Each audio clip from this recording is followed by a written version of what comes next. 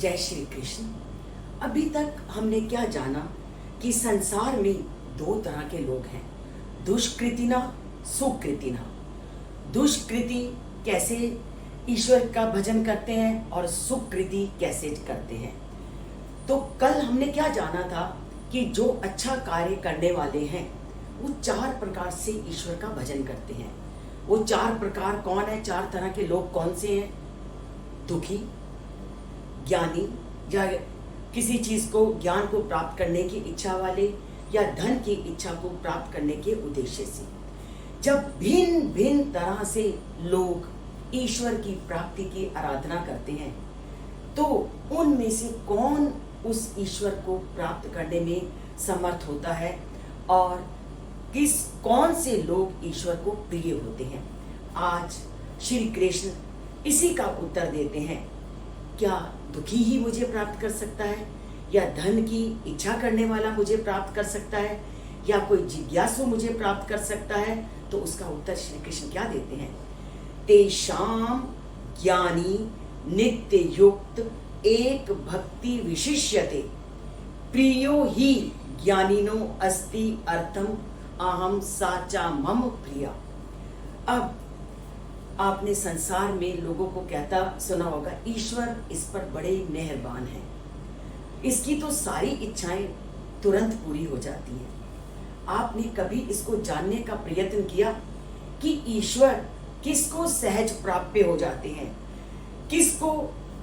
किसकी इच्छाओं को ईश्वर आसानी से पूर्ण करते हैं? तो उसका उत्तर श्री कृष्ण क्या कहते हैं?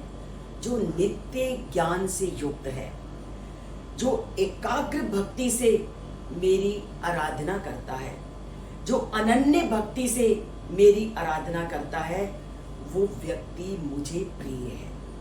भक्ति के भी अनेक मार्ग हैं, पर हम देखते हैं कि जब हम भक्ति में बैठते हैं तो हमारा मन बैठे हम भक्ति में हैं तो इधर उधर विचलित होने लगता है। तो ऐसे ही लोगों के लिए आज श्री कृष्ण कहते हैं कि भक्ति के लिए जरूरी नहीं कि आसन लगा करके तुम बैठ करके मेरी भक्ति करो। भक्ति के लिए मन की निश्चलता, मेरे प्रति अनन्य भाव होना बहुत जरूरी है। आप कहीं भी हो, किसी भी स्थान पर हो, परंतु आपका ध्यान निरंतर मेरी ओर लगा है तो वो भी आपकी अनन्य भक्ति है। किसी स्थान विशेष की मेरे लिए कोई आवश्यकता नहीं। आप अगर अनन्य भंग से एक चित्त होकर के मन को नियंत्रित करके अगर मेरी आराधना करते हो तो तुम मुझको सबसे प्रिय हो। और ऐसे ही एकाग्र चित्त से भक्ति करने वाले व्यक्ति या लोग हमने देखे हैं जो हमेशा आसानी से उस परम पिता परमात्मा की कृपा को प्राप्त कर लेते हैं।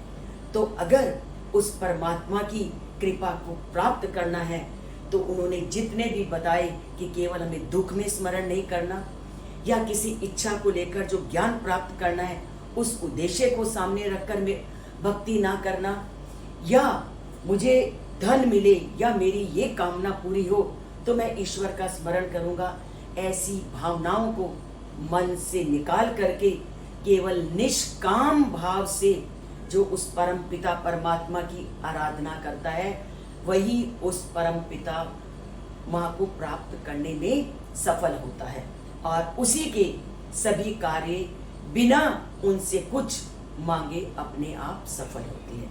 तो आज से हम उस परम पिता परमात्मा की एक निष्ठता से अनन्य भाव से भक्ति करते हैं।